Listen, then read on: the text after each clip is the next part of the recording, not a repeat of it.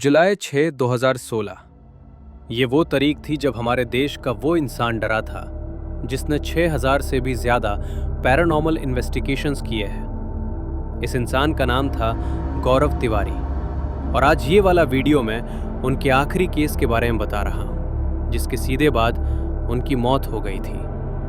अगर आप इंटरनेट पे भी देखोगे ना तो फिर आपको कुछ ज़्यादा इन्फॉर्मेशन नहीं मिलने वाली इस केस के बारे में, बट मैंने और मेरी टीम ने हाईली रिसर्च के इस चीज़ के ऊपर कि उनका आखिरी केस था क्या कारण था उनके घर पे आ जाने के बाद उनकी मौत का। आज यूले इंट्रो में ज़्यादा नहीं खिंचना चाहूँगा, सीधा कहानी में आना चाहूँगा। लेकिन अब ये वीडियो शुरू करने से पहले ऐसे यूर हॉरर, मिस्टीरियस और हिस्टोरिकल वीडियो से देखने के लिए सब्सक्राइब कर दीजिए इस चैनल को। अब ये कहानी शुरू होती है।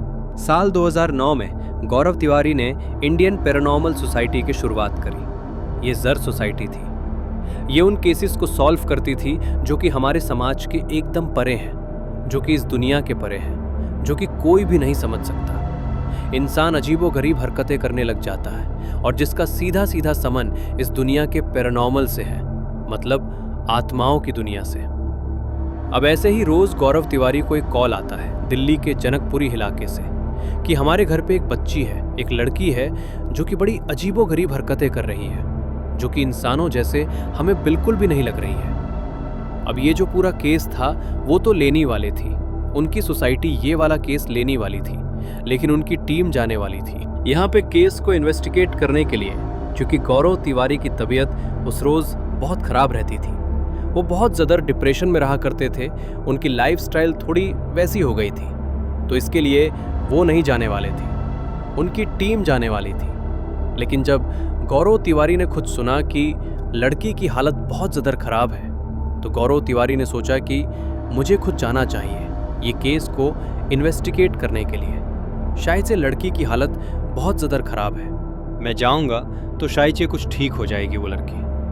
अब कुछ लोग कहते हैं कि ये वाला जो केस था ये कुछ महीनों पहला था, लेकिन कुछ लोग ये कहते हैं, इंक्लूडिंग गौरव तिवारी के पापा, कि ये जो केस था ये गौरव तिवारी के मौत के ठीक एक रात पहले का है, जुलाई 2016 का। लेकिन जो कुछ भी हुआ गौरव के साथ उस रात में, उस केस में, ये बहुत मिस्टीरियस था और बहुत करता था। शाम हो चुकी थी। गौरव और उनके टीम मेंबर इन्वेस्टिगेशंस के लिए जो जो इक्विपमेंट लगते हैं वो सब कुछ अपने गाड़ी में रख रहे थे और अब सारी चीज़ उन्हें 2 गाड़ी में रख लिया।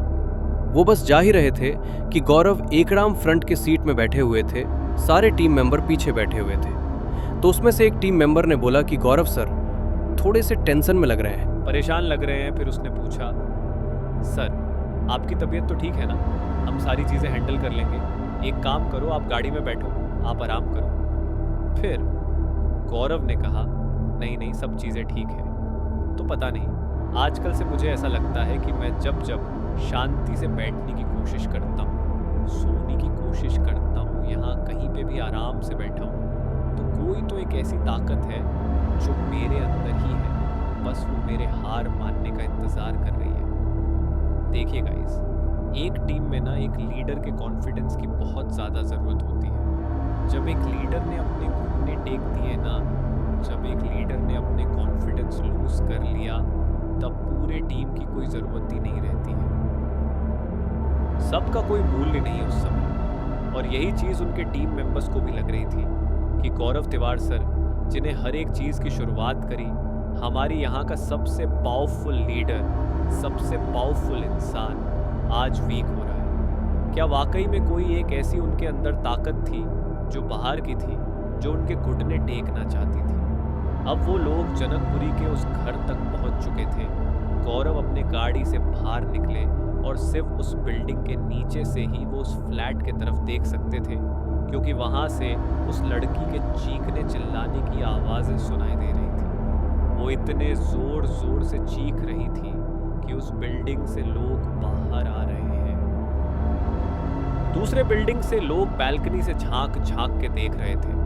सब लोग उस बिल्डिंग से दूर हो रहे थे और वहीं पर गौरव सर उस बिल्डिंग के अंदर जा रहे थे। बिल्डिंग के अंदर कदम रखते ही वो आवाज़ें और ज़्यादा तेज़ हो गई। वो लिफ्ट में आ गए। लिफ्ट से जैसे जैसे उनका माला ऊपर जाते जा रहा था, वो आवाज़ और ज़्यादा तेज़ी से आ रही थी। गौरव तिवारी की एक बात बहुत ज़्यादा खास थी कि वो कोई भी इंसान को कभी भी इन्वेस्टिगेट करता था। वो कभी भी एग्जॉर्सिज्म करने के लिए या तो भूत बाधा उतारने के लिए ये सारी चीज़ें नहीं किया करते थे। वो हमेशा सबसे पहले ये देखते थे कि इस इंसान की मानसिक बीमारी तो नहीं है कहीं, या फिर मुझे भूत दिख रहा है। और यही मेंटालिटी गौरव तिवारी की भी थी। उन्हें दरवाज़ा खोला, जैसे ही वो अंदर गए, वो लड़की जोर जोर का जो चीख रही थी अचानक से गौरव को देखकर शांत हुई। वो जो लड़की के पिता थे वो गौरव को बहुत ही ज़्यादा उम्मीद के साथ देख रहे थे कि शायद से ये इंसान मेरे लड़की को ठीक कर देगा। लेकिन वो लड़की गौरव को इस तरीके से देख रही थी कि उन दोनों का जो नाता है, जो रिश्ता है, वो बहुत पुराना है। देखते देखते वो लड़की अभी मुस्कुराने लगी और बस गौरव को देखते देखते वो अंदर चली गई। ये चीज़ देखकर उसके पिता थे बहुत शॉक हो चुके थे और वो गौरव को देखने लग गए। और अभी उन्हें गौरव और उनके टीम मेंबर्स को बिठाया और बात करने लगे कि ये अरसों में हुआ है। अरसों में मैंने अपनी बेटी को इतना शांत नहीं देखा। तुम्हें देख के वो शांत हो गई और मुस्कुराना तो दूर की बात थी उसके लिए। क्या वाकई में उनको कोई बीमारी है या फिर उनको आत्मा देख रही है? गौरव ने कहा कि सर देखिए, उसके अंदर आत्मा है या नहीं वो तो मैं आपको उससे मिलने के बाद बताऊंगा। पहले आप मुझे ये बताइए कि आपकी लड़की के साथ होता क्या है। लड़की के पिता ने अभी उसके सारी कहानी बताई कि कुछ दिनों पहले तक सारी चीजें एकदम ठीक थी। कुछ दिनों पहले तक मेरी लड़की एकदम ठीक हुआ करती थी, एकदम खुशहाल रहती थी, कॉलेज में जाती थी, अपने दोस्तों के साथ घुमा करती थी और जब चाहे उसका मन हो वो अपने घर से बाहर भी कदम रखा करती थी। धीरे धीरे करके ये सारी चीजें एकदम कम हो गई। कुछ दिनों पहले से उसने कॉलेज जाना बंद कर दिया। अपनी कमरे में बस बंद रहती थी। जब हम उसके पास जाके बैठा करते थे तो उस वक्त वो पता नहीं क्यों लेकिन हमको चिल्लाकर बाहर भेज दिया करती थी। एकदम गुर्राने लग जाती थी, जैसे कि अलग ही आवाज़ हो चुकी हो इसकी। कभी भी इसको हमारा आसपास होना पसंद नहीं था। अब ये एक रोज़ की बात है कि हम लोग आधी रात में सो रहे थे और उसके बाद अचानक से कि हमारे कमरे में आई। मैं बहुत ज़्यादा खुश हो गया कि मेरी बेटी फाइनली हमारे कमरे में शायद हमसे मिलने आई होंगे। लेकिन मैंने उस रात के अंधेरे में देखा कि उसके हाथ में एक खंजर था। जल्दी से जाके मैंने छीन तो लिया, उसने कुछ किया नहीं, लेकिन मैं एक चीज़ समझ चुका था कि ये हमारी लड़ाई काफ़ी लंबी चलने वाली है। छोटी नहीं है ये लड़ाई, बहुत लंबी चलेगी। और उसके बाद चीज़ें बदलने लग गई। रोज़ अपने आप को मारना, दूसरों के ऊपर चिल्लाना, दूसरों पर चिल्लाना। अपने आप को जब वो मारती थी और अगर हम उसको रोकते थे तो वो और ज़ोर ज़ोर का चिल्लाती थी कि नहीं, मुझे अपने आप को और मारना है। और उसके आवाज़ दिन भर में कभी बंद होती ही नहीं थी। लेकिन गौरव, जैसे कि तुम है, तो अचानक से उसकी आवाज़ बंद हो गई। ये घर वापस से वैसे ही ठंडा हो गया, एकदम शांत हो गया ये घर। उसके पिता के इस बयान को सुनने के बाद गौरव, उसका कोई रिएक्शन नहीं था, क्योंकि हर वक्त ऐसी बातें वो सुनता रहता था। उसके लिए कोई नई बात नहीं थी। उसने देखा कि हर एक चीज़ एकदम प्रॉपर है। इनके पापा यहाँ पर है, वो जो लड़की है जो बीमार है वो भी अपने कमरे में जाके बैठी हुई है। उसके लिए अपने टीम मेंबर्स को बोला, जल्दी से सारे ईएमएफ मीटर्स निकालो, हर जगह पे कैमराज इंस्टॉल कर दो और जल्दी जल्दी अपने अपने काम पे लग जाओ। सब लोगों ने कैमराज हर जगह पे घर पे फैला दिए, हर जगह पे, क्योंकि उनको ये शक था कि इस घर में हो सकता है कि कोई भी स्पिरिट हो, क्योंकि हमसे बात कर सके, हमसे कम्युनिकेट कर सके, जिस वजह से हम लोग कुछ ना कुछ सुलझाव लेकर आ सके इस पूरे सिचुएशन के अंदर। कैमराज इंस्टॉल थे। ये लोग थोड़े देर के लिए वहाँ पे रुके हुए थे। हमेशा किसी भी केस में आप जाओगे तो हमेशा आप एक चीज़ देखोगे कि कोई एक ही कैमरा रहेगा जिसके आसपास कोई भी हादसा होगा या फिर वो कैमरा फ्लैश करेगा। लेकिन यहाँ पे किस्सा अलग था। हर एक कैमरा ढेधर करके फ्लैश कर रहा था। हर एक कैमरा उस घर का फ्लैश ओवन करने लगा। हर कोई यहाँ पे बस ये सोच रहा था कि शायद से एक आत्मा होगी, अगर होगी भी तो। लेकर यहाँ पे हर एक कैमरा के सामने कोई ऐसी चीज़ आ रही थी जो एमएफ मीटर थे, वो अलग ही किस्म की रीडिंग्स बता रहे थे। गौरव ने जैसे ही एक एमएफ मीटर को उस लड़की के रूम के पास लेके गया तो वो और भी ज़्यादा वियर्ड रीडिंग्स देने लगा। हो सकता? गौरव ने पूछा। कौन है तू? आई कम इन पीस। मैं यहाँ किसी को हर्ट नहीं करना चाहता। वो लड़की एकदम चुप थी। लेकिन गौरव ने फिर से पूछा, कौन है तू? क्या तू मुझे जानती है? फिर उस लड़की ने कहा कि इस घर की हर एक बला तुझे जानती है। हमें ही तो साथ में लेकर चलता है तू, आज एक और को लेकर जाएगा। जैसे उस लड़की ने ये बातें कही, गौरव को लगा कि ये आवाज़ इस लड़की से नहीं आ रही है, ये आवाज़ मेरे पीछे से आ रही है। कोई ना कोई तो है मेरे पीछे। जैसे कि ठीक गौरव के पीछे कोई तो खड़ा है जो ये सारी बातें कह रहा है, जैसे कोई तो गौरव को लिपट कर ये सारी बातें कह रहा है। लेकिन गौरव जानते थे कि इस पल उनको पीछे बिल्कुल भी नहीं मुड़ना है। वहीं दूसरी तरफ बाहर जब उनका एक टीम मेंबर कैमरा के फुटेजेस चेक कर रहा था, उन्होंने जैसे ही दरवाज़ा खोला उस टीम मेंबर ने सामने देखा कि गौरव तिवारी एकदम स्टिल खड़े हैं, एकदम स्ट्रेट, जैसे कि डर चुके हैं वो किसी चीज़ से। वो लड़की बिस्तर पर बैठ के मुस्कुरा रही थी, लेकिन गौरव तिवारी सिर्फ वैसे का वैसे ही खड़े थे। ये पहला केस ऐसा उसको दिख रहा था जिसके अंदर गौरव सर इतना ज़्यादा हिचकिचा रहे थे, इतना ज़्यादा डर रहे थे। कुछ टीम मेंबर थे, बाकी टीम मेंबर को भी बुला लिए और सारे टीम मेंबर आने के बाद यही देख रहे थे कि गौरव सर बहुत ज़्यादा हैरान दिख रहे हैं। यहाँ पे बहुत ज़्यादा हैरान लग रहे हैं, इतना ज़्यादा घबरा चुके हैं, ऐसे कैसे हो सकते हैं। और उन सबको ऐसा लग रहा था कि इस लड़की के अंदर कोई एक आत्मा नहीं है, बहुत सारी आत्माएं हैं और शायद से अब इनमें से सारी आत्माएं हैं। तो उन्होंने वो सारी चीज़ें करी जो कि वो ऐसे केसे में किया करते थे।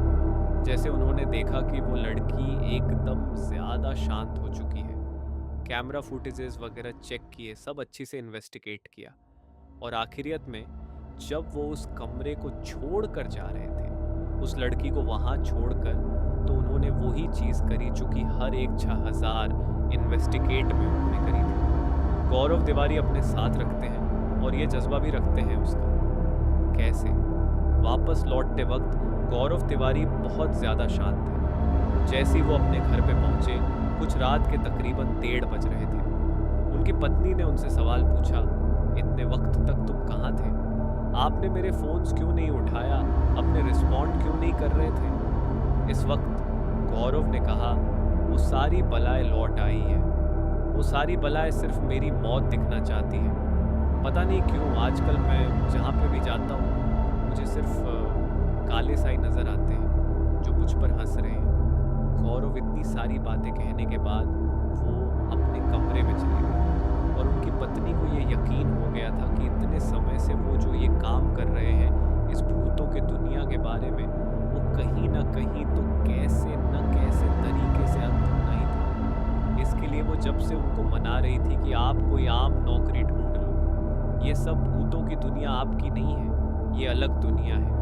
ये कैसी दुनिया है जहाँ इंसानों के लिए बिल्कुल भी जगह नहीं है। आप गाइस वो दिन आ चुका था 7 जुलाई साल 2016, जब गौरव जस्ट अपने नींद से उठे, अपने फ़ोन के मेल्स उन्होंने चेक किए कि क्या क्या इन्वेस्टिगेशन के लिए आ रहे हैं वगैरह, काम वगैरह, और उसके बाद वो थोड़ा बाहर गए, अपने परिवार वालों के साथ बैठे और उसके बाद वो अंदर चले गए नहाने के लिए अपने कमरे में। कुछ समय बाद जब सारे परिवार वाले बाहर बैठे हुए थे, उन्होंने को बाथरूम से गिरने की आवाज़ सुनाई थी। वो अंदर गए, बाथरूम को धक्के मारने की कोशिश करी। जैसे ही बाथरूम का दरवाज़ा खोला, उन्होंने देखा कि गौरव तिवारी नीचे लेटे हुए थे, गिरे हुए थे।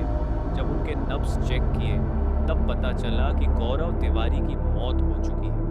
उनके बाथरूम में कोई तो एक रोड के ऊपर उन्होंने कोई तो दुपट्टा लगाकर आत्महत्या कर ली थी। पुलिस को लग रहा था कि ये एक नॉर्मल आत्महत्या का ही केस था, लेकिन उनके परिवार वालों का कुछ अलग था कहना। कभी कवर वो ऐसा कहते हैं कि ये जनकपुरी वाला केस था, उनके पर बहुत ज़्यादा हावी पड़ गया था उस रात को। और आने के बाद उन्होंने बहुत अनशन भी कहा था उस केस के बारे में, बहुत सारी बातें कही थी उन्होंने। वहीं पे उनकी पत्नी का ये कहना था कि उनके मौत से कुछ दिनों पहले वो किसी तो एक ऐसे पैरानॉर्मल एंटिटी या तो कुछ ऐसे नेगेटिव फोर्स के बारे में बात करते थे कि जो उनके पीछे लगी हुई है, जो बैक और फोर्स उनके पास आती जाती रहती है और वो उनको बहुत ज़्यादा डिप्रेशन में डाल रही है या फिर वो उनको परेशान करना चाहती है। लेकिन गाइस, कितना भी इस केस को सॉल्व करने की कोशिश करना है, इस केस और भी ज़्यादा गाढ़ा होता जाता है। आप इसको सॉल्व भी नहीं कर पाओगे। शायद मुझे ऐसा लगता है कि उनकी मौत के साथ ही उस मौत की घटना की सच्चाई भी एक राज बन चुकी है। और आज इस वीडियो के अंत में भी मैं आपसे बस यही कहना चाहूँगा कि गौरव तिवारी सर हमारे देश के वन ऑफ द मोस्ट हॉनहार पैरानॉर्मल इन्वेस्टिगेटर थे उस समय में। अब आज कितने भी पैरानॉर्मल इन्वेस्टिगेटर आ जाए हमारे देश में, बहुत सारे लोग हैं जो घूम रहे हैं पैरानॉर्मल इन्वेस्टिगेटर का टैग लेकर, लेकिन वैसी ताकत, वैसा जो जुनून, वैसा जज्बा शायद अभी किसी में भी नहीं है। जो कह सकते हैं, अगर आपको ये वीडियो अच्छा लगा हो तो प्लीज़ एक लाइक कर दीजिए इस वीडियो को, और प्लीज़ सब्सक्राइब अगर आप लोग को हॉरर स्टोरी सुनने का शौक़ है, तो मैं और भी बहुत ज़्यादा हॉरर और मिस्टीरियस कहानी सुनाता रहूँगा।